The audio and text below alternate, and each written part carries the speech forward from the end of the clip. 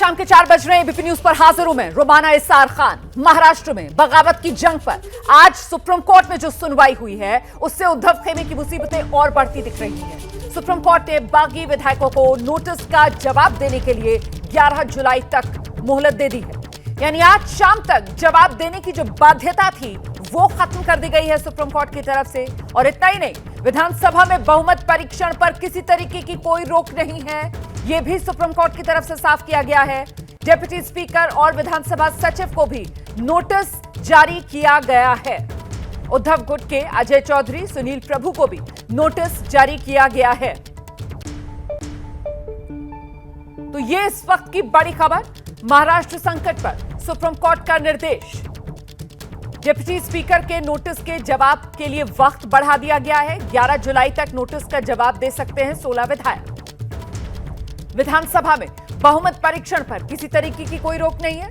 Deputy speaker, विधानसभा सचिव को notice दिया गया है। उद्धव गुट के अजय चौधरी, सुनील प्रभु को भी नोटिस दिया गया है। और इतना ही नहीं, केंद्र सरकार को भी नोटिस, 5 दिन में जवाब भी मांगा सुप्रीम कोर्ट में। अब इस मामले में अगली सुनवाई 11 जुलाई को होगी। तो शिंदे गुट के लिए इसको बड़ी राहत माना जा रहा है, उद्धव के लिए इसको आफत माना जा रहा है। कहा तो आज ही डिप्टी स्पीकर के नोटिस का जवाब देना था इन 16 बागी विधायकों को, जिन्हें शिवसेना बागी कहकर उन पर एक्शन चाहती है। लेकिन अब सुप्रीम कोर्ट की तरफ से ये मोहलत बढ़ा दी गई है। 11 जुलाई तक की मोहलत दे दी गई है जवाब देने के लिए इन बागी विधायकों को। तो महाराष्ट्र की सियासी महाभारत में अब क्या होगा, सुप्रीम कोर्ट की तरफ से साफ कर दिया गया है। डिप्टी स्पीकर के नोटिस का जवाब देने के लिए जो वक्त की मियाद थी वो बढ़ा दी गई है इन बागी विधायकों के लिए। 11 जुलाई तक अब ये नोटिस का जवाब दे सकते हैं 16 बागी विधायक। कहा तो इन्हें आज शाम 5:30 बजे तक जवाब देना था, लेकिन अब सुप्रीम कोर्ट ने इन्हें और मोहलत दे दी है। विधानसभा में बहुमत परीक्षण पर किसी तरीके की कोई रोक नहीं लगाई गई है। अच्छा, डिप्टी स्पीकर, विधानसभा सचिव को भी नोटिस सुप्रीम कोर्ट की तरफ से दिया गया है। उद्धव गुट के अजय चौधरी, सुनील प्रभु को भी नोटिस दिया गया है। केंद्र सरकार को भी नोटिस दिया गया है। 5 दिन में जवाब भी मांगा गया है सुप्रीम कोर्ट में। अब इस मामले में अगली सुनवाई होनी है 11 जुलाई को। इस सब के बीच आपको सीधे लेकर चलते हैं। इस वक्त हमारे साथ हमारे रिपोर्टर्स मौजूद हैं। निपुण सहगल हमारे साथ मौजूद हैं, जितेंद्र दीक्षित हमारे साथ मौजूद हैं। सबसे पहले आपको लेकर चलेंगे निपुण के पास और जरा समझ लेते हैं निपुण से अदालत के इस रुख को किस तरीके से देखा जाए। निपुण, साफ तौर पर नजर आ रहा है शिंदे गुट के लिए राहत, उद्धव के लिए आफत। बिल्कुल, शिंदे गुट के लिए राहत है और वो राहत इसलिए मिली है क्योंकि नबाम रेबिया एक मामला है 2016 का जो अरुणाचल विधानसभा से जुड़ा हुआ है। वहां पर सुप्रीम कोर्ट ने ही कहा था कि जब विधानसभा स्पीकर या डिप्टी स्पीकर के खिलाफ खुद अविश्वास प्रस्ताव लंबित हो तो उन्हें दूसरे विधायकों की अयोग्यता पर सुनवाई नहीं करनी चाहिए। ये बात बार बार नीरज किशन कौल, जो कि शिंदे कैंप के लिए पेश हुए थे, उन्होंने जजों को बताई और जज काफ़ी हद तक आश्वस्त नजर आए। उन्होंने ये भी जानना चाहा कि नोटिस जो मिला था स्पीकर, डिप्टी स्पीकर को, वो कब मिला था, उन्होंने उसे कब खारिज किया और क्या वो अपने ही मामले में जज हो सकते थे, यानी उनको हटाने के लिए प्रस्ताव दिया गया और उन्होंने उस प्रस्ताव को खारिज कर दिया। ये तमाम बातें थी और कोर्ट का कहना था इन पर विस्तार से सुनवाई की ज़रूरत है कि क्या वाकई डिप्टी स्पीकर को यह अधिकार था कि वो ऐसा नोटिस, अयोग्यता का नोटिस भेजें बागी विधायकों को जब खुद उनके खिलाफ एक प्रस्ताव लंबित है। ये तमाम बातों पर जवाब मांगा है कोर्ट ने। सभी पक्षों को एक दूसरे की बातों का जवाब देने के लिए कहा है। 11 जुलाई को यानी गर्मी की छुट्टी के बाद जब कोर्ट पहली दफा खुलेगा, पहला दिन होगा, तब सुनवाई होगी। और इस बीच 11 जुलाई को 5:30 बजे तक के लिए नोटिस का जवाब देने का समय भी बढ़ा दिया है, यानी अयोग्यता की कार्रवाई रुकी रहेगी। ये शिंदे कैंप के लिए बड़ी राहत। बिल्कुल, आप रहिए मेरे साथ निपुण। जिस बात का आप जिक्र कर रहे थे, दरअसल सुप्रीम कोर्ट में बागी विधायकों की ओर से पैरवी कर रहे वकील नीरज किशन कौल, उन्होंने क्या कहा है, जरा सुनिए पहले। आज ये मैटर आया और हमने इसमें जो चैलेंज किया था वो ये किया था कि हमारे खिलाफ जो डिस्क्वालिफिकेशन का नोटिस दिया गया है डिप्टी स्पीकर ने ऑन द पिटिशन जो फाइल करी गई है रिस्पोंडेंट्स की तरफ से, उस पे वो आगे बढ़ नहीं सकते हैं क्योंकि सुप्रीम कोर्ट की कॉन्स्टिट्यूशन बेंच जजमेंट है जिसमें लिखा गया है कि जब तक एक नोटिस एक डिप्टी स्पीकर या स्पीकर के रिमूवल के लिए पेंडिंग हो तब तक वो डिस्क्वालिफिकेशन ऑफ मेंबर्स की इशू नहीं डिसाइड कर सकते हैं। कोर्ट ने दूसरी साइड को टाइम फाइल करने का रिप्लाई फाइल करने का टाइम दिया है और इन द मीन टाइम ये कहा है कि हमारा समय जो आज एक्सपायर कर रहा था 5 बजे 27 को, वो रिप्लाई फाइल करने का टाइम 12 जुलाई तक एक्सटेंड का, 12 या 11 वो आप चेक कर लीजिएगा, एक्सटेंड कर दिया गया है।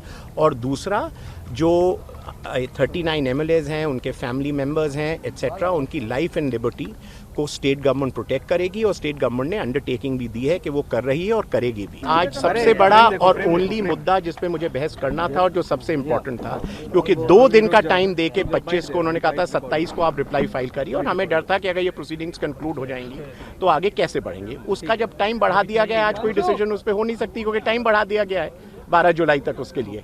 So that's the end of it. आज इससे आगे कुछ सोचना क्या होता है या क्या नहीं होता आगे।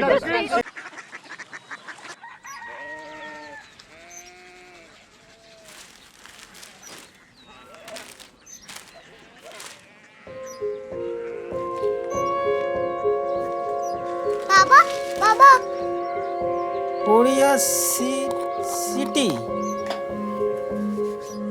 জানি না।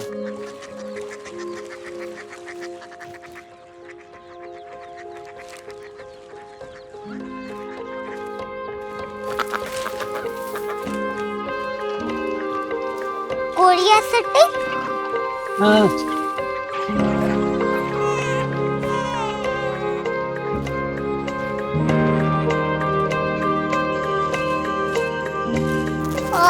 कोरिया सिटी कहाँ पे है?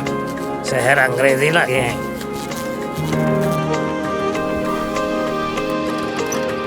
कोरिया सिटी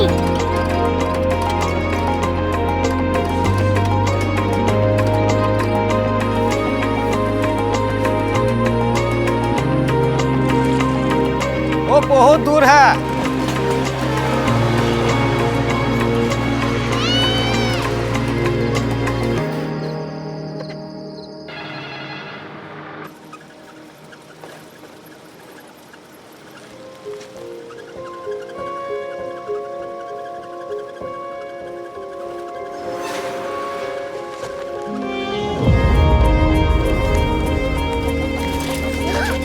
कोरिया सिटी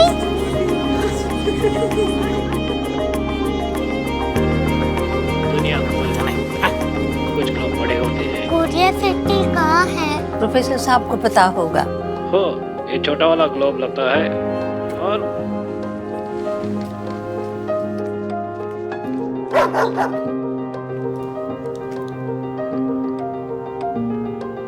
पता नहीं, मेरी बेटी से जाके मिल लो, शायद उसे मालूम हो।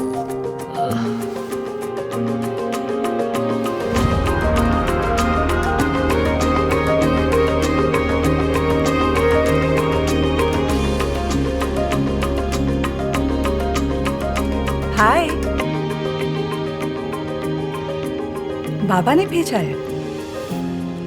Come here.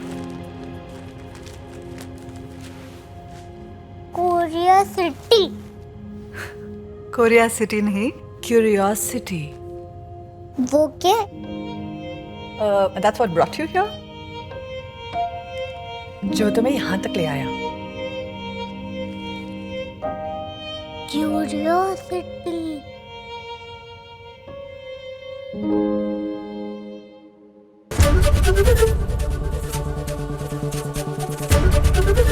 एबीपी न्यूज आपको रखे आगे।